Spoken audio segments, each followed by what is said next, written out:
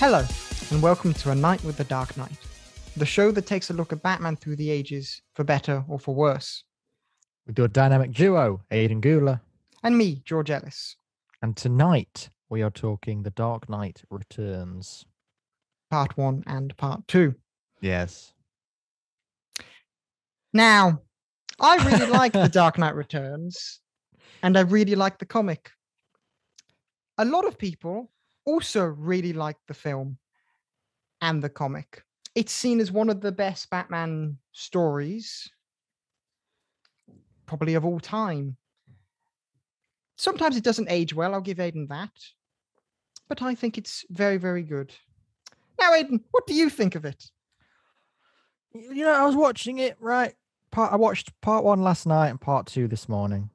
Part 1, I had some major gaping issues with, but I'd say overall I enjoyed it. So part 2, I was like, okay, we're off to a better start. And then it dipped so far down in the middle that I was like, are we able to retrieve this? Then there was one scene that happened, and then a stretch after that scene where I went, you know what, this is good. I like this. It's even better than part 1. And then again, it dipped so far down that I went, you know what, sod it, and just no. And I was like, I was thinking about it. I was going, there are things I like. It was one. I was thinking at one point, it's one of those things where there are things I love and there are things I hate. So I thought it balances out somewhere in the middle. Then as I actually thought about it, I thought, no, there aren't things I love. There are things I like, but then things I hate. So then actually the average is much further down. So I'm not going to say it's not going to say, it's not something where I'm going, I don't like it. But I'm also not going to say I like it. It's somewhere where I'm like, it doesn't sit well with you. Yeah, it's like I get you. Yeah, I think that's the best way to say it. Things don't sit right with me because I'm watching it going, I feel like I should be enjoying this, but there's just something here stopping me from being able to. Be that something the film did, be that something like carried over from the comic, maybe it shouldn't have, or be that just it's not for you. One thing which I do have to remember with this is, although I really like it, it is quite dated in places, and it's still technically an Elseworld story. It's not technically canon. So, so I like got to somewhat distance myself from it. But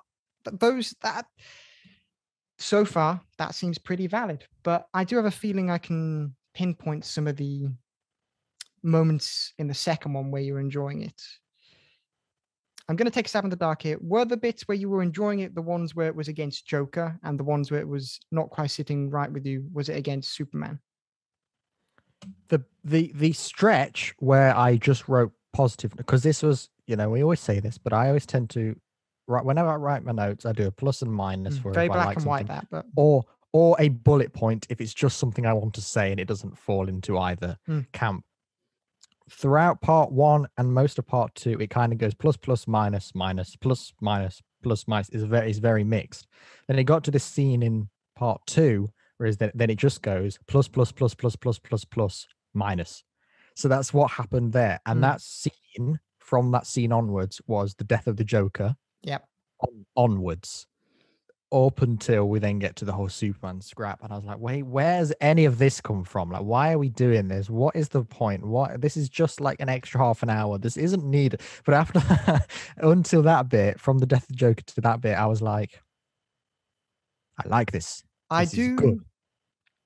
I quite like the Superman Batman fight because it's always nice to see Superman Batman fight for me. And this is the first time it was ever really done well, where it's not like one of them trounces the other with no kind of reasoning. This one felt done well. But I will say in part 2, my favorite bit of part 2 is the Joker, like the Batman against the Joker, because it is a nice take on, this is a much darker Batman now, and he's sick of all the, excuse my French, sick of all the shit that's going on in Gotham, and Joker's probably the biggest threat to that. So he's like, well, I'm done with you, this is enough. And I think and I will be honest with you, when I was rewatching it, when Joker did die, and then I looked at how much was left, I was a little bit annoyed, but I still enjoyed it, mind you. But it is definitely stronger the Batman versus Joker thing for many reasons, but I think the main one is because it's Batman versus Joker, and there's more history there than Superman. Hello, I'm Superman. Yeah. For me, it felt like, why is Superman here? Like, I don't need any of this subplot. This is unnecessary. And I felt like if they cut out all of the Superman bit, all of the Superman stuff, and just had this one film that ends with the death of the Joker scene, I enjoyed that. Is then having the Superman stuff and then all the stuff that then follows the Joker scene. And I go, why is this film still going? Why is there still like 45 minutes left?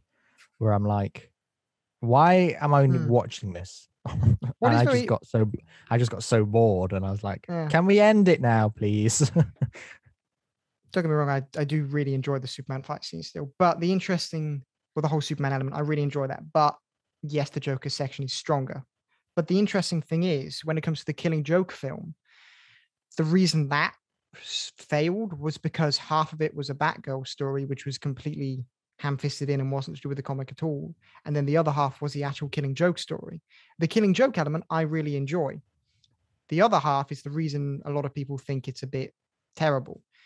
And that's very interesting because it does I think with a lot of these comic book films and what we've spoken about in the past, what seems to be a big problem is bloating, really. You have this story, but you want to jam other stuff in. And yeah, I don't agree with you that the Superman bit is bad, but I do agree that it just felt unnecessary. It does. Like, I'm like, well, like, even just introduce getting the just the whole thing with the president, sending Superman in. I'm like, why do we care? Why do we want this? I don't need this here. But we didn't just watch this film to review it. We did. That's a part of this. But we looked at this film to look at a big question in the Batman mythos. Does Gotham need Batman? And the reason for that is because this film isn't about a Batman starting out. This is about Batman coming back after Gotham's kind of fallen apart since he's left. So it puts a slightly different spin on the argument. But we'll go through this podcast like we usually do, jumping around. But keep in mind that we will jump back to that question every so often, because that's the main focus of this, or at least a big focus. Well, let's start off with part one, shall we? Because obviously this is a two-part film, just one big book. Fortunately. Well, you're lucky they didn't make the third part, because the third part is good.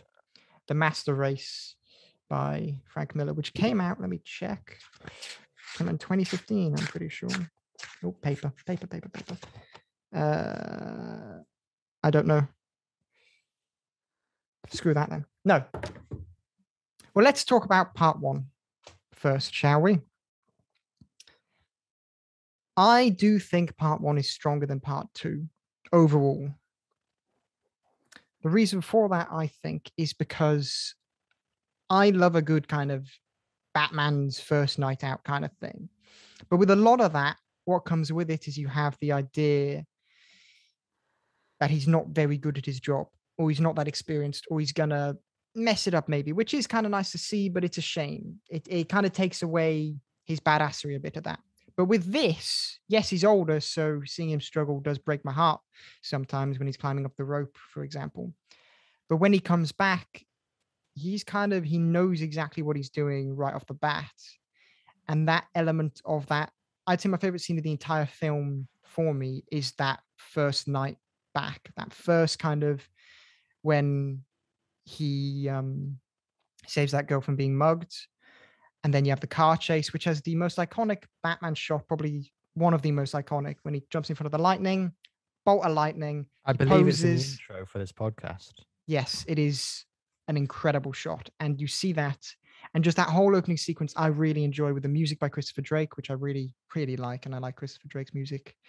And I just think, for me, that being in the first part, and just that whole Gotham's basically in ruins and Batman comes back, and just seeing that, I really, really enjoy. And that's a big reason why I really think part one is stronger. I like the return. but I struggled to be like Batman's back because I just felt like none of these problems would have existed if you went away in the first place, kind of thing. Like, Yeah, I really struggled to warm to Batman in this entire thing. And I'm just like, I don't really like you very much. You're not the Batman I like. So when he's he's back, I'm like, much moodier. yes, I'm like, this is cool. You're fighting people. Mm. But you probably could have avoided having to do that in the first place. Which is like just generally how I feel about this entire thing. Yeah, he is much moodier in this. I will give you that, and you can chalk that down to him being old, but you can also chalk that down to this city. This Gotham is a much more depressing place than most Gothams, and a lot of Frank Miller's Gothams and just his iterations of Batman is just quite depressing. It's just how it is. But yeah, because I mean, I wrote, police happy to see Batman back, and they're going, yeah, they're doing that, woo, yeah, Batman. But I was like thinking, yeah, but if you just did your job properly, you wouldn't need him, would you? So like, you're just, what is the point in you? Like, I mean, you know, in a year, like last year when we had all these sort of ACAB defund the police kind of debates, I'm like going, I feel like people should watch Dark Knight Returns because this is just like they're demonstrating all of their points, and it's like, yeah, I defund this police force. They're pointless. Like they're just fun Batman, just only fun Batman. I was like, they're just pointless. Batman an Like army. nothing. All of this crime could have been avoided if you just did things properly. And it's Yeah. just, Well, you like, just gotta. I think you've just got to chalk this down to it being a dystopian version. Really, you can't think about what was, what could have been, what should have happened, because a lot of things we don't know. If lots of, for example, we don't know if Batman didn't put loads of money into hospitality and all that kind of stuff. We don't know if he did either. We don't know either way. So I don't chalk that down to. I can't watch this film or read the comic and think, oh, if only he'd have done this, because we don't know if he did or not. but I think that's my problem with it, in that it kind of, because like that's what I'm saying. Like you're going, look, here's the thing in the comic, and I'm going, yeah, I'm sure that's great, and there's probably slight differences between the comic and the film. Barely, When like tiny. but when I'm treating like an animated film like this, I kind of just treat it as the film, unless it's said in the film, it doesn't exist in the Well, it's film. not said in either, really. So it's kind of a case. It's a case of where if they don't say this is a thing that happened, I can only assume it isn't a thing that happened. Which is why when anytime it's like Batman's back, oh my god, it's like, yeah, but what has Bruce Wayne been doing for 10 years? Because you know, in real life things, it's always like going, look at these world hunger, these environmental problems. If Jeff Bezos, Elon Musk, all these people just gave like 10% of their money, all of these problems would have been solved. And when you think about that on just a city level, when you've got a billionaire in a city, Bruce Wayne, you could have solved this in like 10 minutes. Like, we don't know how much of a billionaire. How much is a billionaire is this Bruce Wayne? But in the comics, he's originally a millionaire. But yes, I agree with you. In the film, he's stated to be a billionaire. So yes, he could put a lot of money into stuff. Yes, in a city that he cares about enough to dress up as a bat and beat people up, and it just kind of makes you think. That's why it ended for the entire 2-part run. I kind of had this bit of taste, and I was like going, I can't help but feel like if you just put more community effort in, like a lot of this could have been resolved. The thing is, though, you're like responding to, you're going, oh, look at this problem, I need to dress up as a bat, and it's like, yeah, but you could have solved the problem, and you're just responding to the effects rather than the problem itself. And it's like, but it feels very much like this is the final choice for Batman. He's been pushed to this. Like, the reason he stops being Batman isn't because he chose to, mind you. He was forced out of it by the US government and by all of his friends. The Justice League were all just kind of like Hal Jordan, Green Lantern. He was forced to leave the planet, the poor dude. So it's like they were all forced to stop, and Green Arrow got his arm chopped off. And it's just like, but he didn't stop because he didn't want to stop helping. So I don't doubt that he wouldn't have kept helping in different ways. I feel like he would have. No, I think they should say it, but yeah. By them not saying it, I can only assume it didn't happen. Because if you're but by them not saying it, I can assume it did happen by basing it off my knowledge of Batman and this version of Batman, although this version of Batman, you've only seen him in The Dark Knight Returns, it's the same continuity as the Batman in Year One and in some other iterations. And by basing my knowledge off that version of Batman, I don't doubt he would have helped, or at least tried to. But to be fair, this Batman does pretend to be the drunk guy a lot more than other Batmans, especially in his early career. But Wayne Enterprises still does fund a lot of stuff. But we don't see much of Wayne Enterprises, actually. It feels like one of those things you get in these kind of films where there'll be a fan theory. People go, "Oh, that'd be a really cool thing if that was a real thing," and then the people have to then confirm it. The only thing that's coming to me right now is, for example, the little kid that's in Iron Man 2. Like all fans went, "I think it'd be pretty cool if it's Peter Parker," and it's like, yeah, but they don't ever say that in the films, so it isn't. It's not until then Kevin Feige went, "Yeah, it actually is."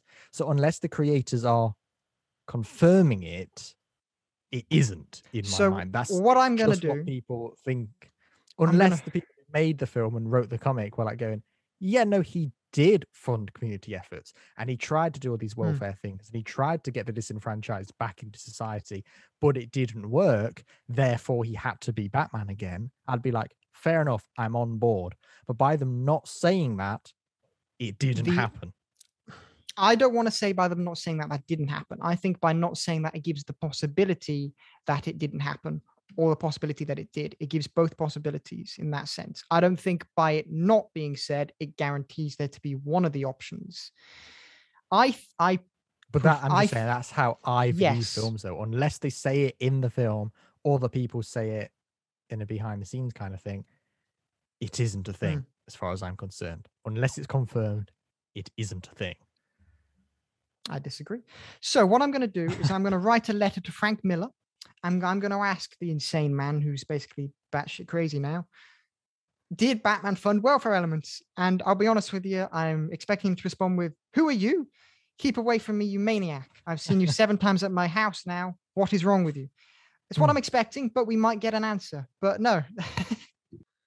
But it's just something that every time you bring up a point, you go, "Wasn't this cool?" I'll go, "Yeah, it probably could have been," and it's just that one thing. It stopped my enjoyment for the entire thing, because it's like I'm watching it going, this is probably cool and I'd probably enjoy this, but I can't like you, Batman, because you're just not.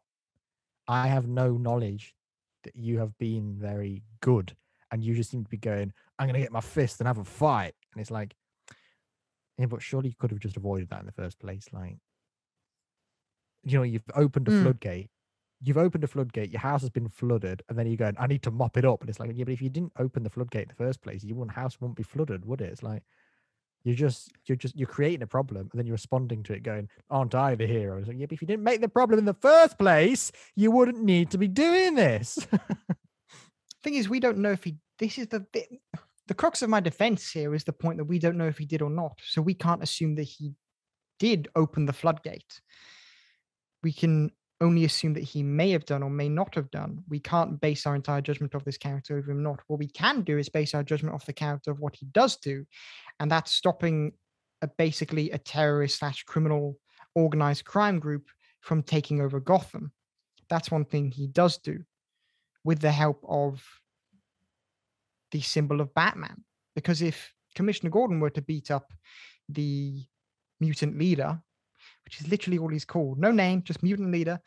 If Gordon were to beat up the mutant leader and win, I doubt the gang would have much respect for him. Whereas Batman beating him, they have respect for Batman because he is this mythological being in a sense in Gotham.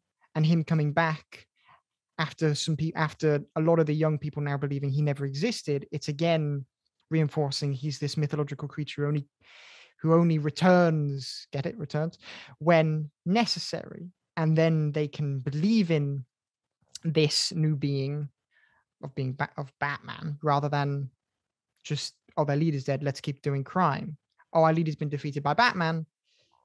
Maybe let's follow this cool guy," But that was something that I did like about part 2, in that when we're in that post-apocalyptic kind of, there's been a nuclear explosion, we kind of brush over it in a bit anyway, kind of thing. When the city was the purge, and Batman's going around on the horse inspiring people, and the mutants were taking off their Cyclops glasses, And I was like, I was going, right, I quite like this because now this is a situation that couldn't have been avoided. Batman can't be to blame in this situation. You're now simply responding to something. And now this is more like the Batman that I like, where it's this big crazy thing has happened. Just go, oh, you're the only guy to stop this. Go for it. And I quite liked that there. It's just the rest of it. And I'm going, I feel like if you just had the right education, this wouldn't have happened. And you wouldn't be in a gang and you'd have a proper job. It's only when we get into that scene later on, I go, right, this situation couldn't have been avoided. That's when I'm like, yes. The thing Batman is a nice symbol of hope. But for the rest of it, I'm like going, but the mutants are a gang, but they're also more of a crime, an organized crime group in a way, in the sense that no one really seems to be like, what's the opposite of well off? Badly off. Like in the mutant group, none of them seem to be that poor or anything like that, or ever, you know what I mean? There's never, the film doesn't touch on it, which maybe they should do. But then if they did touch on that, they need to say Batman did fund them and didn't just put them by the wayside. But it also seems like kind of, I get criminal organized crime mafia vibes in a sense, because they're all working for this one leader, but they're not, there doesn't seem to be much desperation there, which a lot of gangs sometimes have. There's the desperation because they've been put by the wayside. But with this, the mutant gang, it seems like they're doing a lot of what they do out of pure enjoyment. For example, big factor is when they take that kid hostage and they were still going to kill the kid afterwards. If they were desperate and they wanted the money, or they just needed help, then would they have wanted to kill the kid afterwards? I don't think they would have, if they were just desperate. That's why it leans more towards they're just kind of evil. And Batman, and imagine if the police had to deal with that situation. 9 times out of 10, that kid's dead. Batman's the only one who could save that kid there. But it's just. But again, it falls as that. I understand that argument, but it comes, and I'm like, I quite like that, and you can solve some of my problems. But there's that thing again, which I think is my major big problem with this, is that they kind of going, we'll leave it up to interpretation. And I'm kind of going, I don't want you to. I want you to tell me. And if you just said, no, these people aren't poor. They're fine. They get on fine, but they actually just do this because they enjoy it. Just say that. It's one line. Say it. Tell it to me. And then I'll be able to be like, okay, I'm on board. The fact you don't means that it then falls to my interpretation. And then my interpretation is that they are just the average gang. And if they just had the right resources, blah, blah, blah, blah, blah. And then I go, well, none of this then makes sense if that's right. And by you not saying it, it ruins it. And I think my big problem with this film is that these are now 2 problems, Batman and the mutant gang, that are spoiled because of my interpretation. Yes. And most people could be like, yeah, but that's not my interpretation, and therefore I enjoy it. And it's like, yes, but the problem is, by not saying something which can be explained by just one line, then it's going to be like, well, I don't like that. It's annoying when you give me an argument, but you construct it in such a way where I can understand the argument, and it's like, yeah, but how do I fight this? Because I can't fight interpretation. And I will say there is a lot of stuff in this comic, which is not just the comic and the film. When I say the reason I flip between the two is because the film is basically page for page the same. The only thing that's missing are Batman's inner monologues, but they both have a lot of elements which are just open to interpretation, like a lot of elements. And yes, because I'm interpreting it my way and I was going to say I'm interpreting it by looking at the film and what it does. That's the exact definition of interpretation. Me looking at it and then taking my own version. Like, for example, another reason why I believe the mutant gang are just evil is because they've got enough money to buy weapons off a corrupt military general or officer or whatever. If they've got enough money to do that, that's again the idea of they have those connections and all that. And we don't know much about the mutant leader, which gives us the idea of he's this mysterious big bad, but also, what is he? Like, by not knowing what he is he a crime boss? Is he just someone who's been pushed to this, you know? But just speaking about interpretation now, one very interesting thing is in part one, when he's shooting them with rubber bullets. In the comic, we don't know for sure whether they're rubber bullets. There's a line in the comic where Batman says, "Rubber bullets, I swear," in a monologue, and then it's like, but are they? So then you've got that little element there. And also much later on, and therefore I prefer the film version by specifying that they are I also agree with you there, because when I was watching it, I was going, I thought this was Batman that doesn't kill, yet he's in a tank, grinning his head off, and shooting people. And I was going, this isn't very Batman, is it? This is a lunatic in a tank. But then when they went in rubber bullets, I went, okay, I like that scene now. But up until without that, that would have been a minus point. Me going, why is he shooting people in a tank? I agree with you 100% there, because by opening it up to interpretation in the comic, I'm sitting here thinking, what?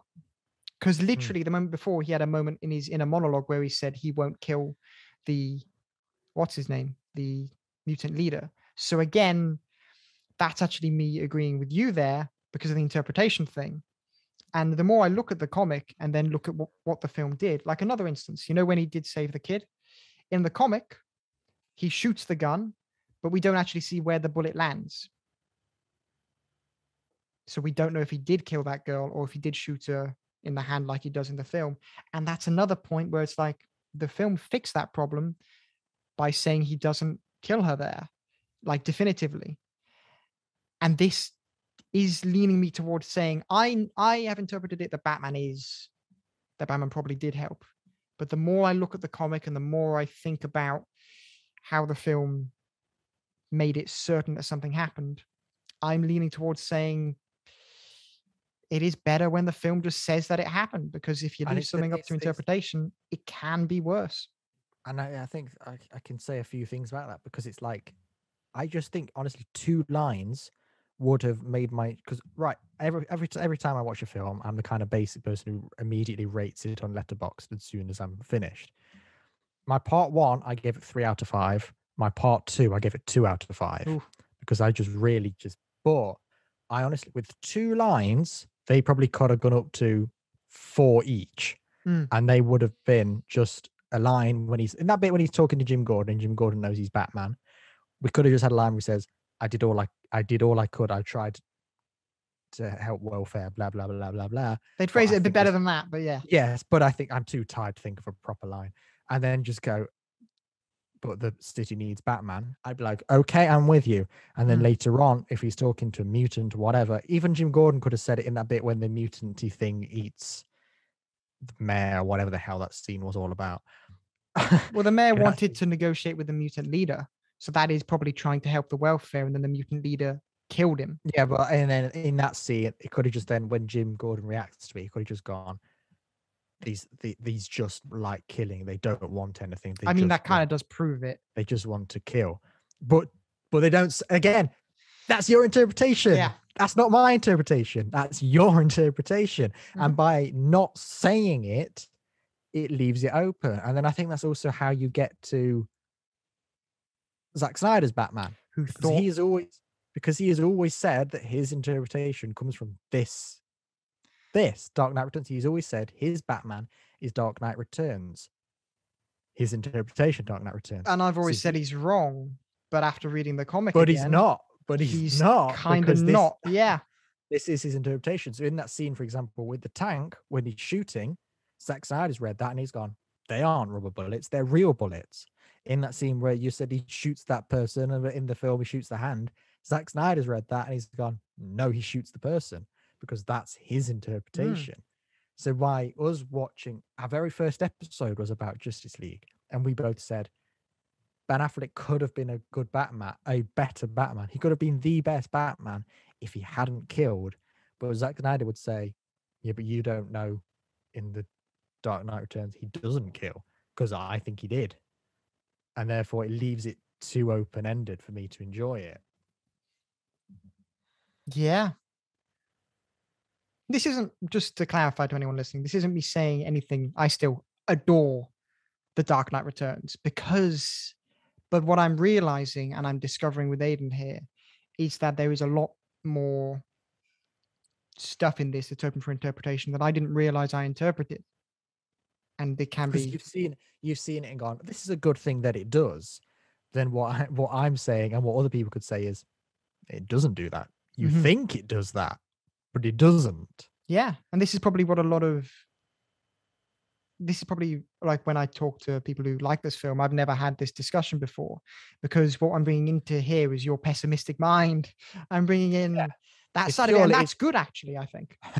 it's purely me assuming the worst of every single person in this film and them having to prove themselves to me, whereas you come into it assuming the best of Because it's everybody, Batman, for crying out loud. and then them showing you the bad things, if that makes sense. Whereas I'm coming in going, right, Yeah, you're yeah, I get miserable. you. I don't like you. Prove yourself to me, because I've always thought that in anything, it's not just a Batman thing. Mm. Anything where it's look at this big character that's back. Anytime that's ever happened, I always think you have to prove to me why you deserve to be back. And that's what, so it's like, I have to assume because you went away, I have to assume that society's been managing without you. So by you coming back, show me why it's so bad that you need to come back. And the only times they've gone, yeah, but it's so bad. And I'm watching it, and my interpretation is, yeah, but it wouldn't have been if you'd just done this a different way.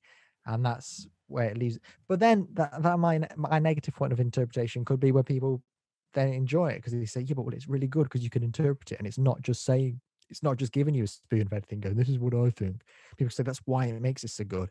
But that's just not how I enjoy things. I prefer something like this, a superhero thing. I need you to tell me.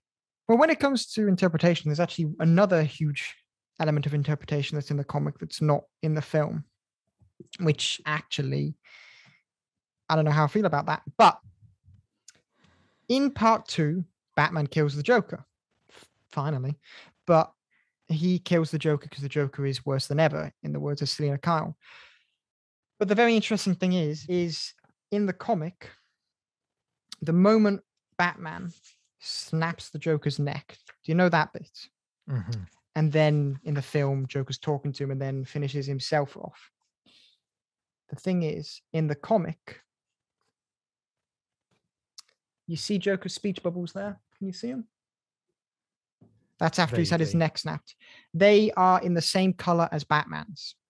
The point is, after Batman snaps Joker's neck in the comic, it's widely hinted towards that Joker's dead and Batman's just hearing things and just seeing, pretending in his mind that Joker's speaking to him again. I don't know which one I prefer. I don't know which one I prefer, but it's again, it's that interesting Because my favorite interpretation thing. because my favorite moment was the bit where Joker says, I finally broke you. I made you lose control. But that is Batman If saying it to if himself as but well. if it was Batman just saying that, oh, he finally made me lose control, then that's Batman being self-aware. And I do quite like that. But then I also just quite like the Joker knowing Batman in and out and knowing Batman has this rule and saying, look, I broke you, I win. Ha ha ha. Mm-hmm. So therefore I don't know which one I prefer. But I like it being open to that interpretation because it gives, I like this one out of all of the things we've said about being open interpretation. This one, the point is with this interpretation, you're not interpreting whether or not it's Batman being good in the past or Batman being bad. You're interpreting two quite interesting elements. You're either saying Batman is self-aware, as you've said, or you're saying Joker knows him so well. Either way, it's really interesting. So I think I like both of them and can't decide which one I prefer. So I think with this, it's But just that what this was my. I think this is the only scene I had no problems with and fully enjoyed until he kind of just starts throwing explosions around and was like, well, anyway. But no, I did quite like that, but I was like, this is a bit reckless of Batman, isn't it? But this is the only scene I 100% enjoyed. So I kind of I don't know which one I preferred, but I quite like them both. yeah. But I do quite like them just saying, this is the Joker talking, no interpretation. I don't like all of it being up for interpretation, but this is the only time I can excuse it. Well, I think this is the one time where I actually I think it's a benefit more than anything. Hmm. And I think it adds a nice, not rebuttal, but a nice different bullet point on this long list of interpretation argument we've got here. Just changes it up a little bit. Yeah. But speaking of Joker, what do you think of Joker in this? I don't like his voice. Darling. I don't like the way he talks. It's not really not my Joker, really. For me, it seems a lot more subtle and a bit more cunning of a Joker voice than I'm used to, but I do still quite like it. And yes, he's not my perfect pick for Joker's voice, but I think it works for this film by having him be a bit more, sleazy. I just found it quite off-putting. Like my Okay. favorite moment for the Joker is just when he's running through that tunnel shooting everybody, because that seems a bit more like the crazy maniac that I know. Mhm. And that I like and that I expect from the Joker. When he was kind of, I mean, I said to you, I mean, not everybody will know this reference, but I said to you, he sounds like old Greg from the Mighty Boosh, and that made me just like, it ruined that enjoyment for me, because every time he's going, Batman, I was expecting him to go, do you want to drink Baileys from a shoot? And I was like, this isn't, like, that's not right. That's not the Joker. The Joker should be really pronounced and really kind of crazy.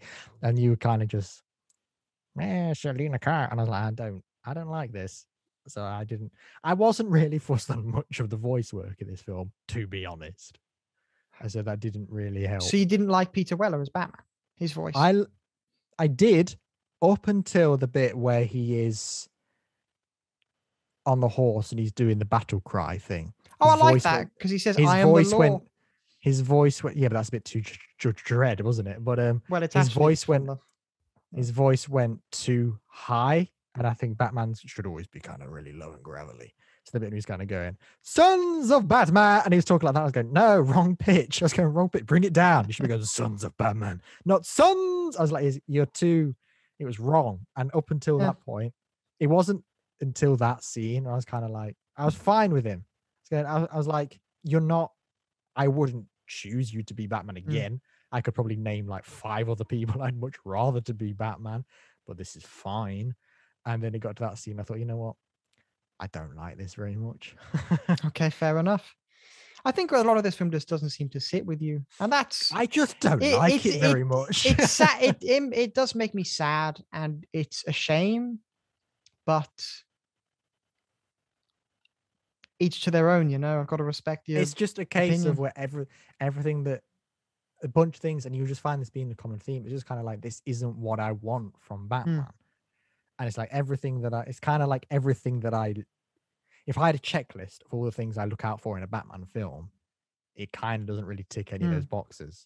I kind of go, yeah, you've got the guy in the cape and you've got Robin, but it's the guy in the cape isn't behaving as I want him to. I don't like this Robin. Yeah, the Joker's there, but I don't like your voice and you're not behaving like I want you to. It's like everything's there, but it's not there. And it's just like, I don't like it. Well, that is fair enough. But that doesn't mean we're stopping here. I like Carrie Kelly. Screw you, actually. Oh, I don't, because it's that I found it was that case of, yes, the character I'm going to compare to is Yaz from don't you dare. And why I'm going to say that is because it was a lot of, isn't this person amazing? Look at all these really good things she does. And I'm like, I haven't seen any of these things. You've just got this person and you've gone, she's amazing. She's really intelligent. Look how cool she is. And I've gone, she was literally stood in an arcade. What has she done?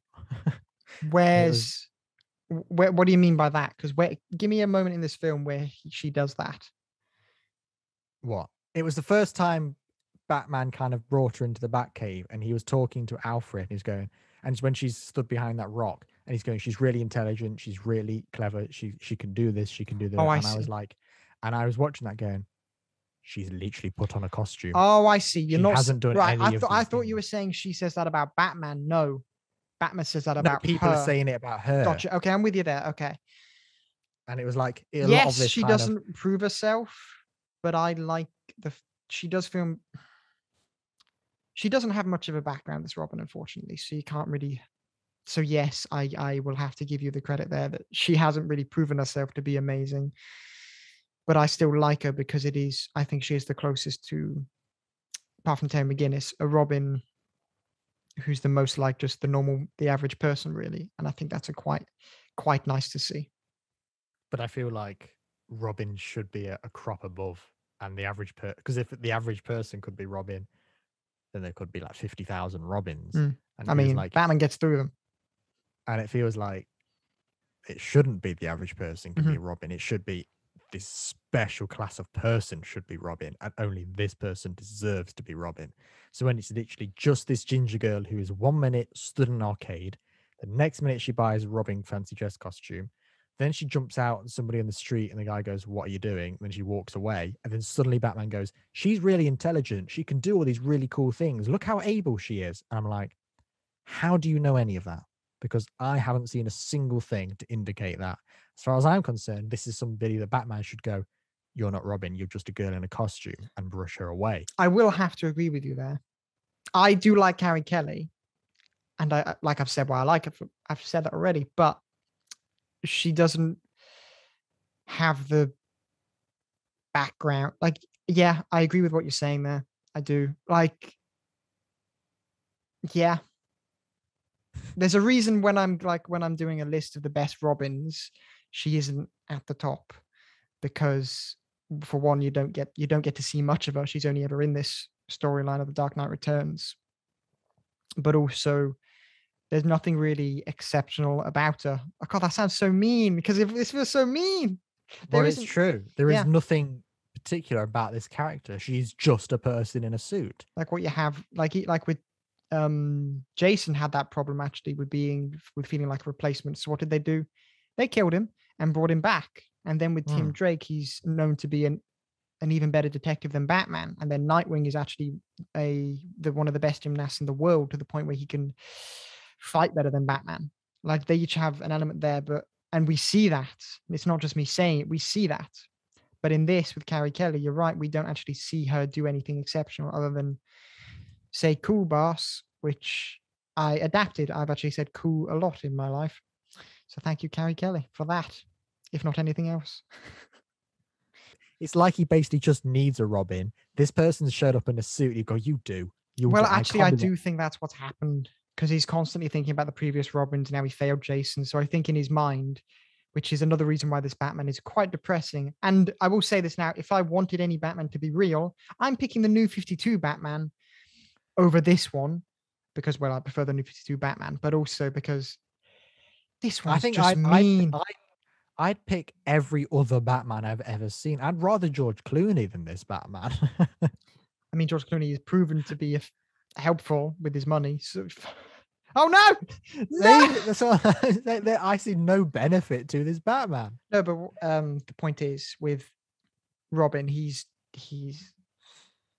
yeah, it's just probably because of a replacement, really, to satisfy his soul in a sense. But a lot of the comic and this film can't really touch on that because it can't do thought bubbles without Batman being more deranged. But in the comic, there is a lot of self-centered nature there, but not self-centered. The way to phrase it is, for example, with the fight with the mutant in the comic, the reason he fights him is to see if he can beat them. And yes, you see that in the film, but it's a lot more kind of like, I've got to prove who I am again. And that's kind of like, yeah, but you could solve this problem using your smarts a bit. It's a bit of a blunt instrument kind of thing. And I know my Batman to be much more of a sharper tool, which the reason he does beat the mutant leader is because he uses his brain and he uses the mud.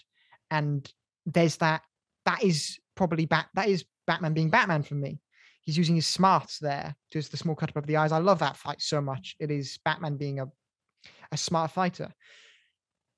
But the reason he got into that situation is because he decided to be a blunt instrument at the start, which is like, that's not what I would have wanted from Batman. From a young Batman, I can let that slide because he's learning. But from an older Batman, it's like, dude, you've come full circle here. So yeah, it's kind of like, this Batman is the Batman I know and love.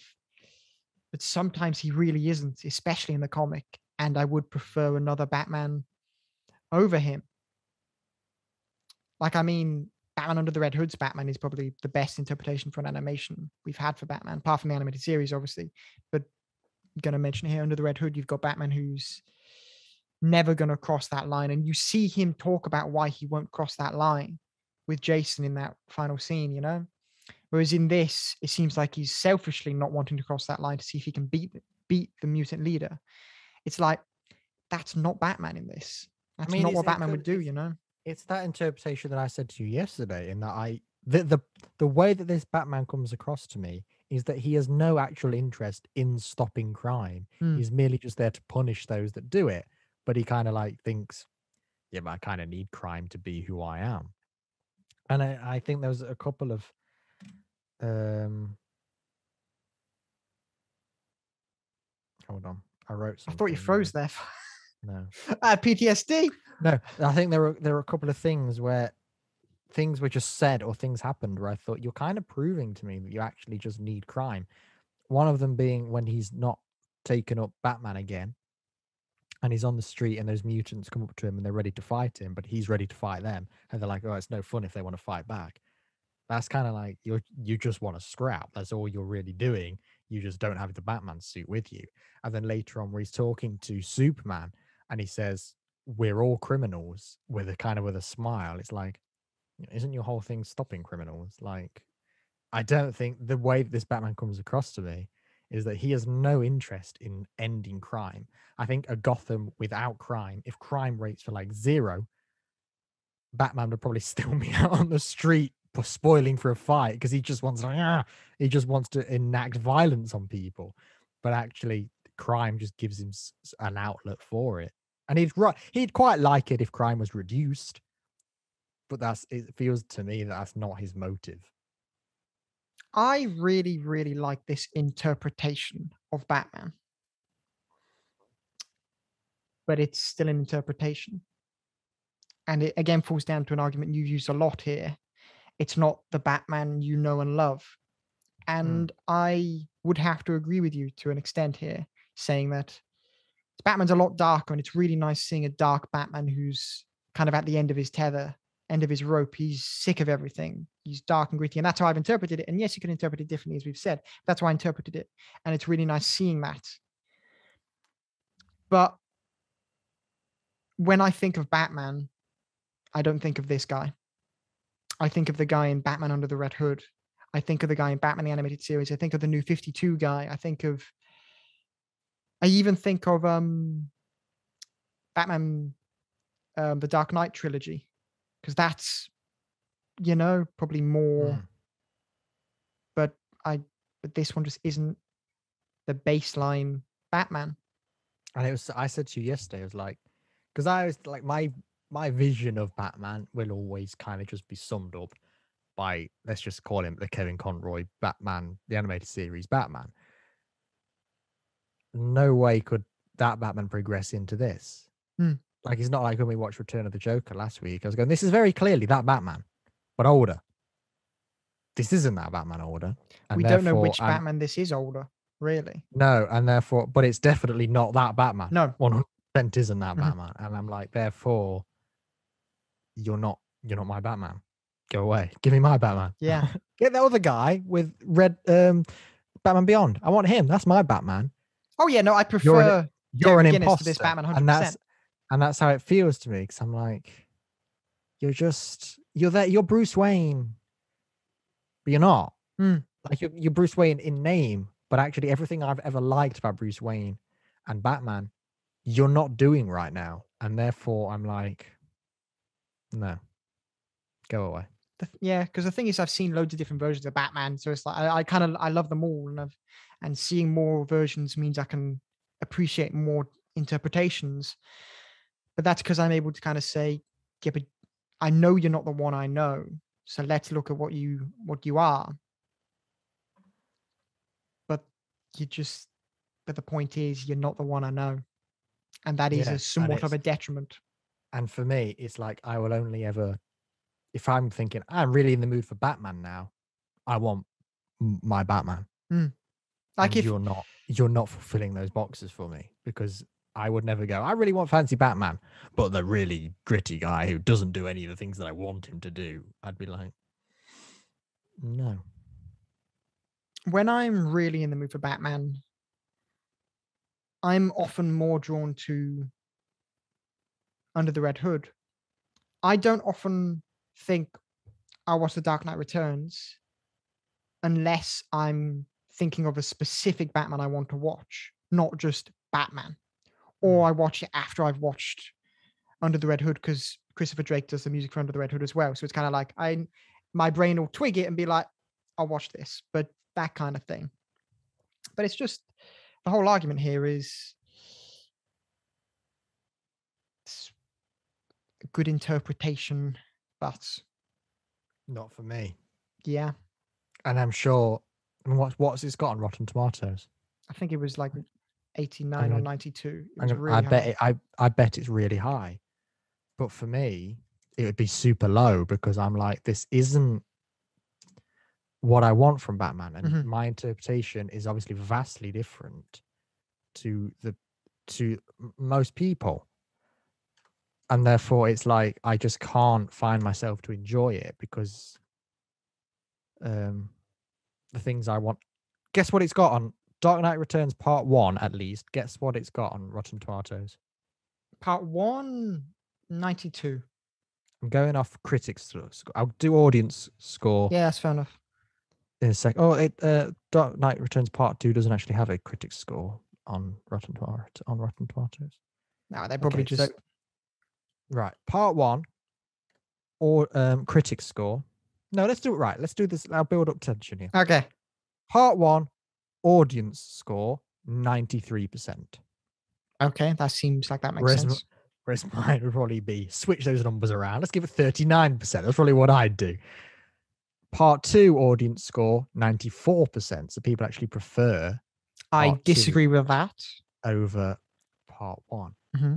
Like I said, Part 2 doesn't have a critic score, but Part 1 does, and that is a big fat 100%. I vastly disagree with that. We spoke recently on the podcast about Midnight, and I really had to think about giving it a 10 out of 10. And I wouldn't be able to give this a 10 out of 10 or 100% in this sense because no, not very few Batman things. There are definitely a fair more Batman things than other things I'd give 100%, but I would give Under the Red Hood 100%. I'd give Batman the Animated Series kind of a 10 out of 10 because I love it, But even the things I really like the Arkham games, I wouldn't give Arkham Knight 10 out of 10, 8 out of 10, because it's good, but it's not perfect. But with the Dark Knight Returns, when I think of rating it, I think it's for what it does, what it wants to do, what it knows it's doing. Great. 100% there for you. Knock yourself out. But if I actually think of, do I think it's 100%, 10 out of 10? 7 for me, and that's just says it all really. And I think from if I was being like a really arty critic, I can understand. Which we are. How dare you? I can understand a high rating from the perspective of this leaves loads up for interpretation, and that's kind of cool. But then that's also my problem because then my pessimistic attitude means that my interpretation is that these are all assholes and this isn't the Gotham I like. So even though it's cool that it's kind of going, this is up for interpretation. Look at this is a really nice presentation of Batman rather than just going man in costume fights bad guys. It's kind of like, yeah, but I want man in costume fights bad guys. And actually, by you doing all these, does he really do this? Is this what happens? I'm like going, just tell me what it was. I don't want all of this arty-farty stuff because I'm watching Batman. If I wanted arty-farty stuff, I'd be watching some independent film somewhere. I'm not. I'm watching Batman. So give me Batman. Yeah. And I was just thinking, a lot of who I am is because of Batman and Batman the Animated Series. And I love Batman. I adore him. I really do. But if this was the only version of Batman, would I love Batman? I think I'd really enjoy him. Not as much as I do. And yeah, I know this sounds to people listening if that we're kind of shitting on this. I promise you I love this thing as an interpretation of Batman. But if I have to critically think, is this the version I know and love It's got elements of it and it has some great moments, but it's not quite the original bang on one. And we spoke a lot about this in our Batman animated series review, and we discussed kind of, is this the definitive version? And yes, it is. So what do? We compare this to that, and it's just not there. But I think let's it's not the one I want. No. Well, for you, well, I say no, but I'm like, for you, it's not. But yeah, for me, it's not the Batman I want for my perfect version. But I like its idea. I love Elseworld stories, but it's not the perfect version. But let's just now, to finish off, answer the question: does Gotham need a Batman? It's weird because I think it needs a figure of hope, but I don't know if Batman is the right thing, because a lot of things, because I think Batman creates problems probably more than he solves problems, because crime still continues. It just gets more crazy. And then he stops it for a while and chucks somebody in Arkham. I'm pretty sure every villain ever has broken out of Arkham at least 50 times. I mean, that's the prison system failing there. And it's kind of like, well, we said this before, these criminals would still be criminals in Gotham if it wasn't for Batman. Yeah. But they'd just be criminals.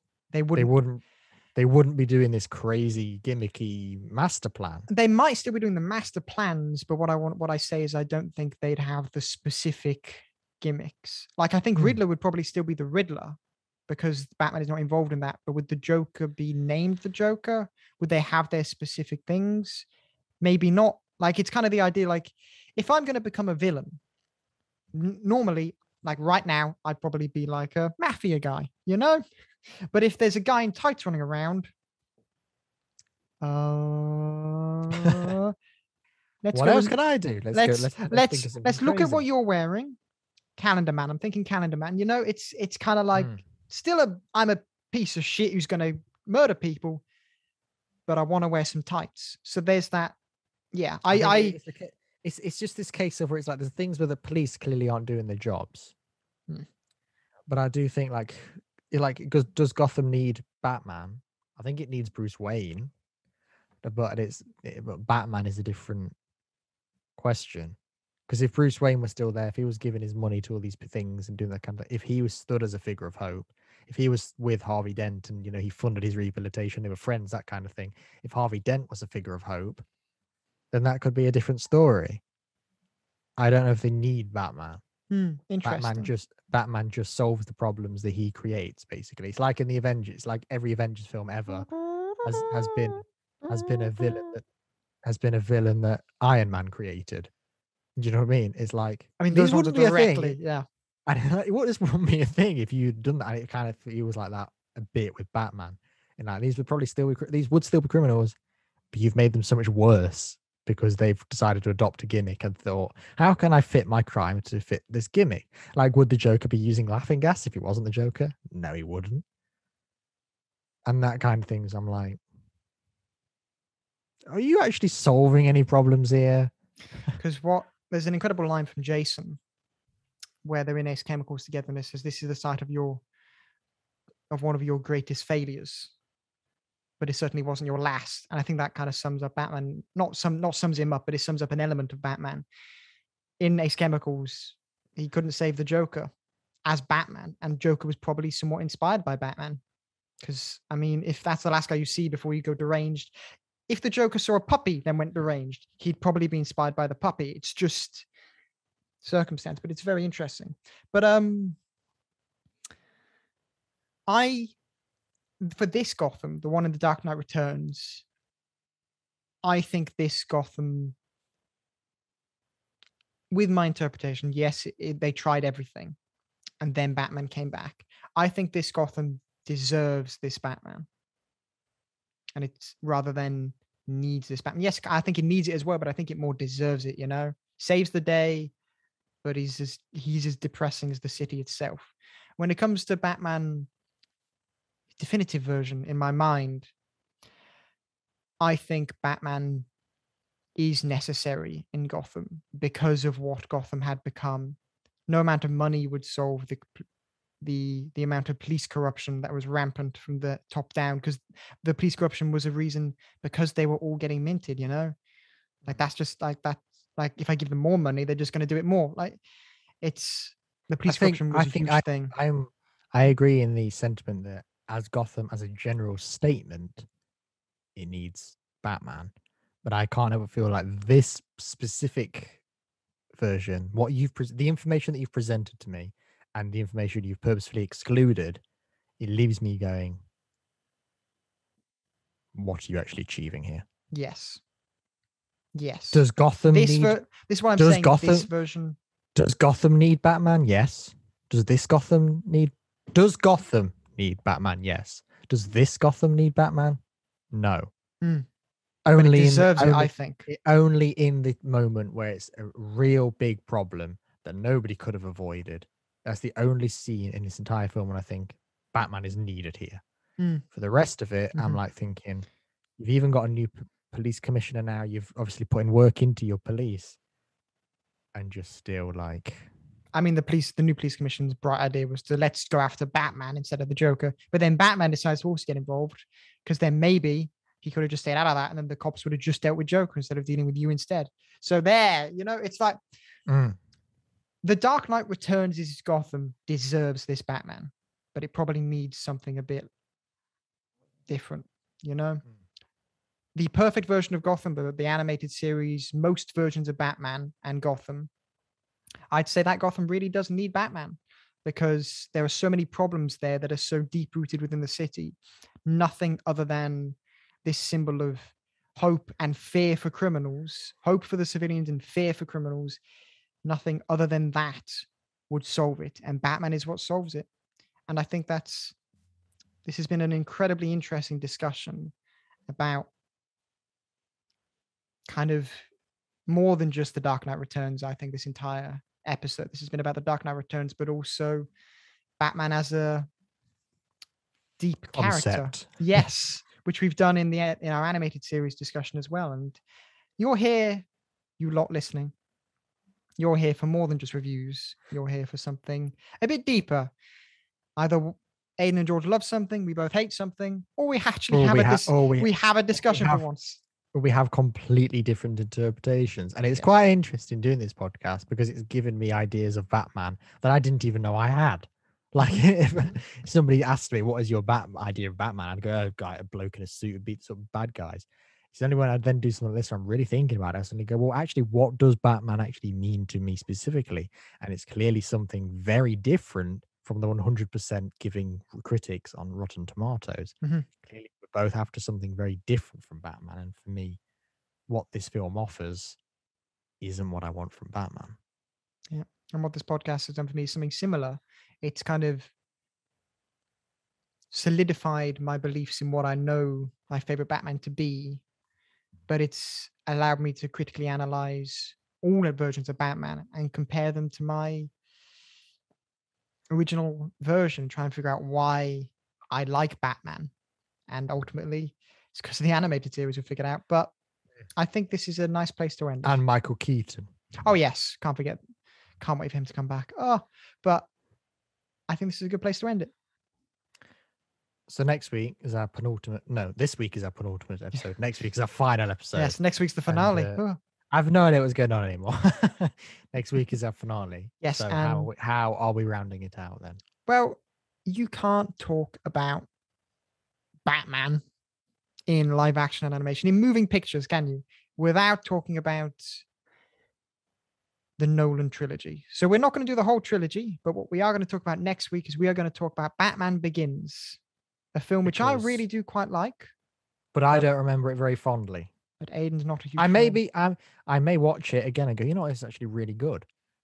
But my memory of it is that it's a bit boring and Scarecrow shows up at some point. That's all I remember about it. So join us next week. Same bat time. Same bat channel.